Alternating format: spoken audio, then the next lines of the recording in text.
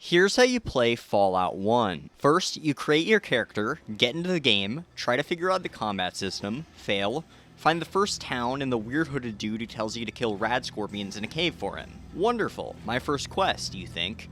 And I have a 10mm pistol, so this'll be easy. So you go to the cave, get gangbanged by 10 rad scorpions, get poisoned, die, Hope you saved your game, 'cause you're dead. and realize that there is no autosave in this game, so you have to start all over.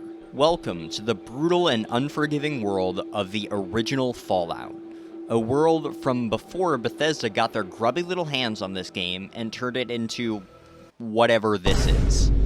But we don't need to worry about that right now, because the year is 1997, and all we have is Fallout, a post-nuclear role-playing game. This game sports many differences that makes it unfamiliar to modern Fallout fans. Isometric view, turn-based combat, clunky UI, character faces made out of Play-Doh.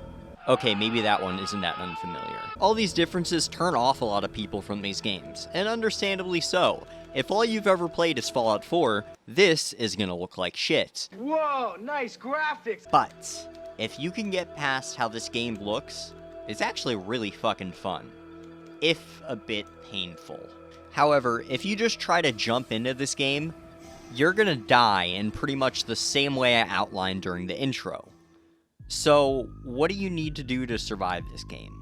Well, step 1, hit new game, hit create character, and stop. Because unlike the new Fallout games, in the classic Fallouts, character creation is literally the most important decision of the entire game, and you can absolutely screw yourself if you create your character wrong. Because you see these skills on the side here that you could potentially tag? Yeah, half of them are completely useless, and a couple of them are absolutely essential for your survival.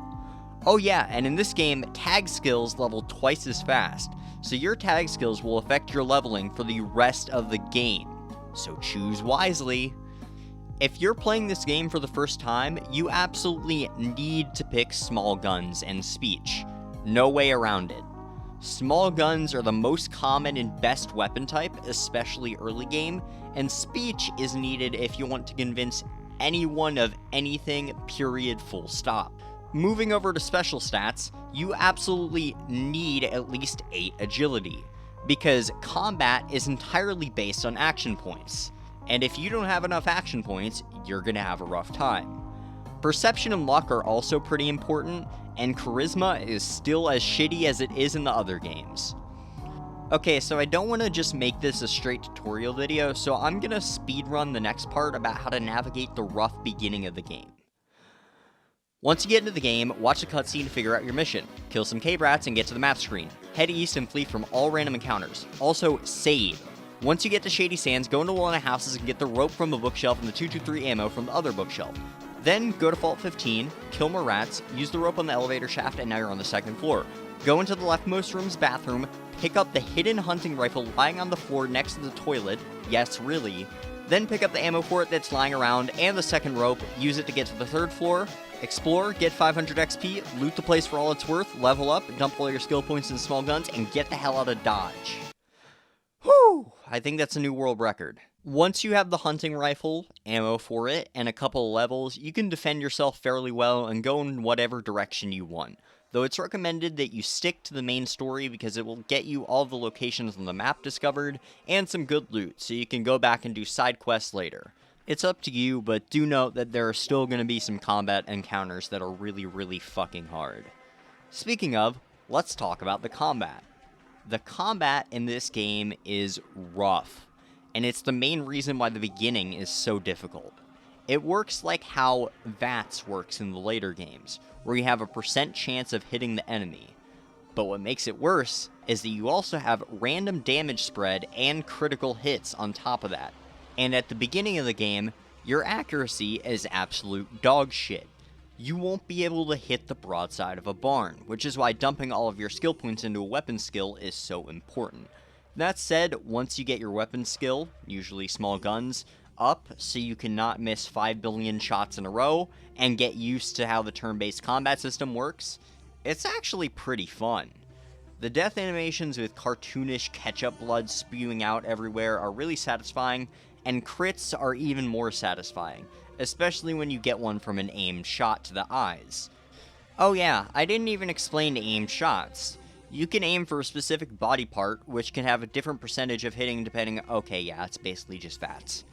And one thing that's very important for the combat system is that if you aim for the eyes or the head, it gives you an increased chance for a critical hit. But the random crits are still random. And it's worse by how much a random crit from you or the enemy can change the tide of a combat encounter.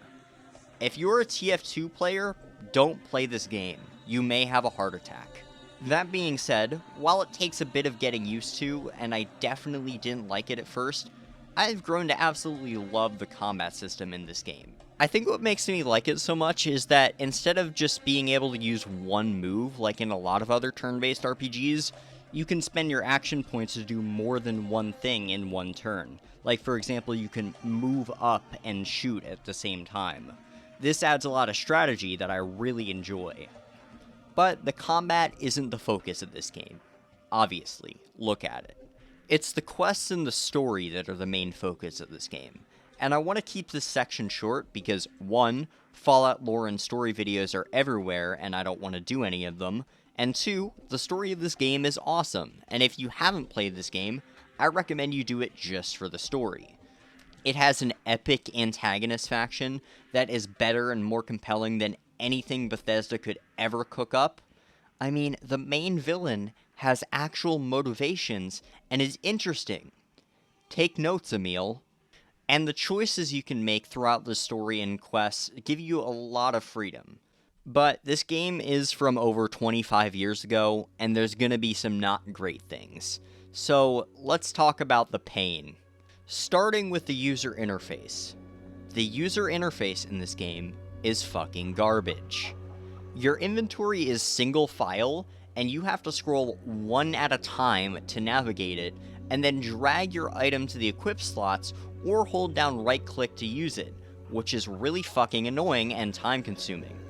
Also, looting is painfully slow, because if you have a weapon out, you have to wait for your character to unholster the weapon, do the looting animation, and then reholster the weapon.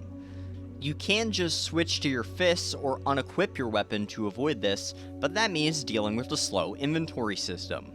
Also, whenever you save your game, you have to enter a name on the save screen, and you only have 10 save slots. Period. And there is no quick save.